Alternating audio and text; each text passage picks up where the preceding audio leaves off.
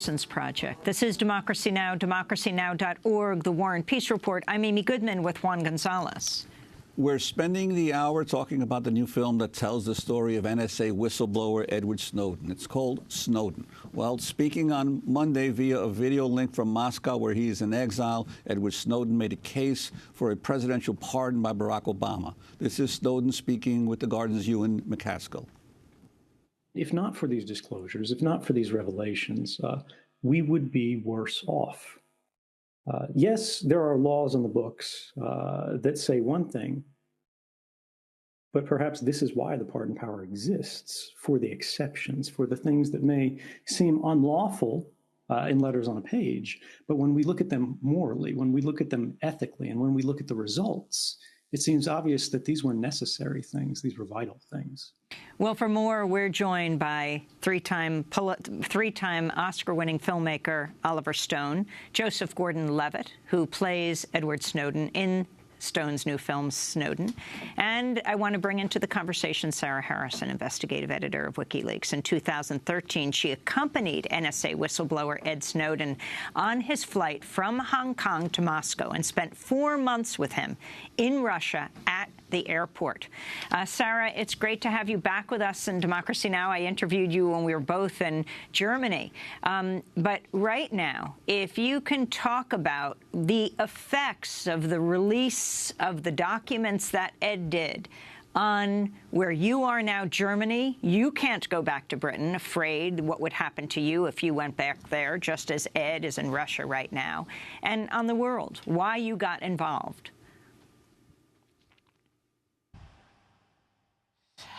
Well, having worked with quite a number of sources before from my work with Wikileaks, this was obviously a large issue for me. When Edward Snowden reached out to us asking for assistance when he was in Hong Kong, having understood that he was now in an obviously very complex legal and political situation and needed some people to assist with technical and operational security expertise, he reached out to us as an organization, and I went over there as the person on the ground in Hong Kong to help him, not only for him himself, because he'd clearly done something so brave and deserved the protection, I felt, but also for the larger objective to try and show that despite Obama's war on whistleblowers, that actually there was another option. At the time, the Obama administration was intent upon putting alleged source Chelsea Manning into prison for decades. She is now in prison for 35 years.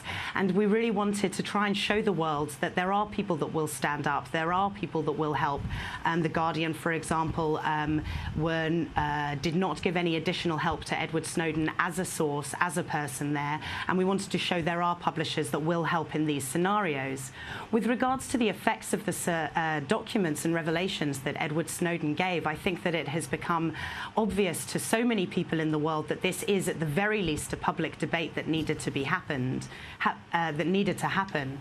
In Germany, it sparked an inquiry into not only the NSA surveillance on this soil, but also with the collaboration with the intelligence services here. And there have been some amazing revelations that have come out through the documents and this inquiry about how strong that cooperation is, with essentially the intel services here being more beholden to the United States than they are to their own government. And we've seen similar sorts of revelations and beginnings of change around the world. A number of corporations are understanding they actually have to give better services with regards to encryption and privacy to their customers and are changing their products accordingly. And Sarah, what about this argument by some here in the United States that Snowden should have pursued normal whistleblower challenges as somebody or complaints to supervisors within the institutions that he worked in? But you've dealt with many whistleblowers through the years. Your response to that? I would say that we can actually see through some quite recent examples, Thomas Drake, a previous NSA whistleblower being one, that where these channels are attempted to be used, not only do they fail, but there is combative persecution that comes back in retaliation from the US government. Thomas Drake lost his job. Essentially, his life ended up having to take a very expensive legal case. He was cleared in the end through some very good defense work, but it essentially ruined his life. And the whistleblowing acts that he tried to take were not taken seriously through these proper channels. So they clearly don't work, and particularly in the national security industry, I think there is no hope that Edward Snowden could have taken the right channels. Now, he actually did try, right at the beginning, did try these channels. He is, has been mentioned a number of times in this program, a patriot and a believer of the US systems and justice system, but sadly, as has been proven in the attempts he tried with this, and we've seen RE fair trials for whistleblowers, etc., that justice system isn't always fair, and he was unable to blow the whistle and get this information into the public domain or try any reforms in any other ways other than to go public in the manner in which he did to US media. Sarah, can you return home to Britain? I'm sorry that you just said that before. I actually was had a great summer where I was actually able to go home. Actually, in part thanks to David Miranda, a journalist that was working with Glenn Greenwald and The Guardian at the time. When he transited through the UK, he was stopped under the Terrorism Act, where you have no right to silence when you're stopped like this at airports, and he was forced to give up passwords, etc. My legal team was very certain that I would be stopped for my work with Wikileaks and with Snowden under this Terrorism Act, despite being a journalist, and they knew my ethics. I would not answer some questions and would therefore be at risk of charges of terrorism.